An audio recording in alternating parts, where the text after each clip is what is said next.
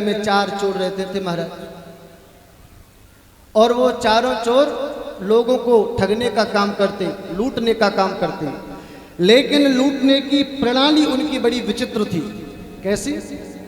जंगल में नाला था, नाले के बगल से रास्ता था, और 3-4 थे, चारों लाइन से खड़े हो जाते दूर दूर,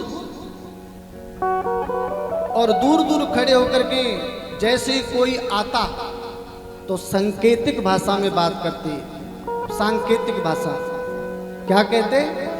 सबसे पहले जो खड़ा रहता वो कहता नारायण नारायण नारायण। दूसरा कहता दामोदर दामोदर दामोदर। तीसरा कहता वासुदेव वासुदेव वासुदेव। और चौथा कहता हरिहर हरिहर हरिहर। अब ये थे चोर, सबको लूटने का काम करते थे, लेकिन ये इनकी ये कोड जो होता है ना, भाषा कोई ना समझे, तो सांकेतिक भाषा थी। अब इसका मतलब क्या था? इसका मतलब ये था जैसे ही कोई व्यक्ति उस नाले के रास्ते से आता तो पहला कहता नारायण नारायण, यानी कि नाले के बगल से कोई आ रहा है, पीछे वालों को सावधान करता नारायण। दूसरा कहता दामोदर दामोदर, वो देख लेता दामोदर का मतलब कि हाँ माल पानी है, फोकटिया नहीं, कुछ है धन इसके पास। तीसरा कहता वासुदेव, वासुदेव का अर्थ क्या है? बांस दो, इसमें लाठी मारो, वासुदेव दो बांस जामे। और बांस देने के बाद चौथा कहता हरिहर, ये सब लूट लो और भगाओ, हरिहर, इसकी हरी हरी करो, यहाँ से भगाओ यहाँ से।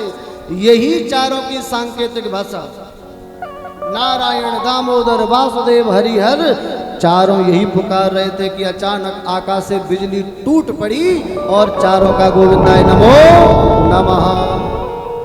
चल पड़े महाराज, यमराज के पास पहुंचे। यमराज बोला कि देखो इनको हिसाब किताब चित्रगुप्त से कहा। चित्रगुप्त ने हिसाब किताब देखा, महाराज बड़े पापी हैं, बड़ा लोगों को लूटा है इन लोगों ने, कोई नहीं छोड़ा।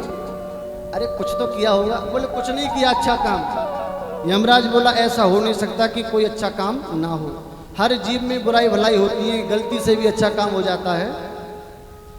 हाँ महाराज एक काम तो है, मरते मरते ठाकुर जी का नाम लेकर के मरे हैं। यमराज बोला और क्या चाहिए? सबसे बड़ी निधि तो यही है कि मरते मरते ठाकुर जी का नाम मुंह पर आ जाए, पहुंचाओ वैकुंठ, क्योंकि यही प्रणाली है। अंत समय में जैसा चिंतन हो जाए वैसी गति हो जाती है। तो ये ठाकुर जी के नाम की सामर्थ्य है भैया, इसलिए ठाकुर जी के चरणों में अपना प्रेम कर ले, मन लगा ले। इसलिए यमराज ने कहा जीव्यान व्यक्ति भगवद गुणान मधेय। गोस्वामी जी भी कहते हैं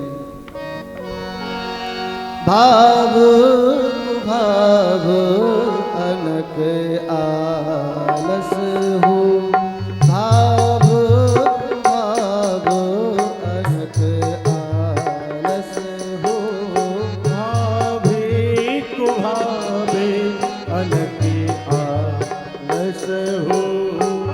नाम जपत मंगल देसे दस हो, नाम जपत मंगल देसे दस हो, भाव कुभाव अनक आलस हो, भावे कुभावे अनक आलस हो। इस प्रकार सुखदेव जी कहते हैं परीक्षित